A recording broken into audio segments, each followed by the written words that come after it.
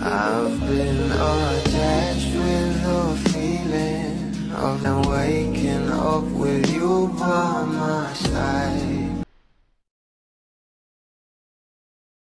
Napag-alaman nga natin na magkakaroon nga ng mga solo projects itong ating Donnie at Bel Mariano, na kung saan ay i-announce na nga ito very soon. Ayon pa kay Donnie ang projects ng ating Bel Mariano, kaya naman sobrang natuwa ang maraming bablis na nalaman nila sa ating couple. Pero ito nga guys ang pag-uusapan natin. Ayon nga rito, gusto nyo ng real talk ang totoong nangyari sa pinirmahan na kontrata ni Donnie. Ang urado na kasama niya si Vice Uge at Sir FMG. Binigyan ng GGB si Vice kaya inalis, pinalitan ni Kay. Preparasyon daw sa movie niya. Pero kung magkakalat kayo ng fake news, baka magulantang kayo. Kung kami na may source din ilabas kung ano ang totoo. Magsuporta tayo ng patas sa mga iniidolo natin. Umani nga agad ito ng maraming komento na ayon nga rito na I miss Meme and Donnie's dynamics. Don Bell on GGB na lang din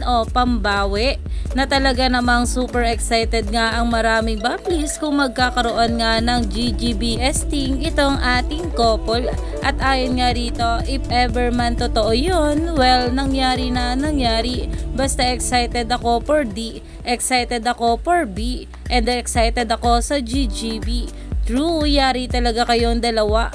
Pipigain kayo malala. Dahil alam naman natin na kapag si Meme Vice na nga ang nagtanong sa ating couple ay talagang derechahan.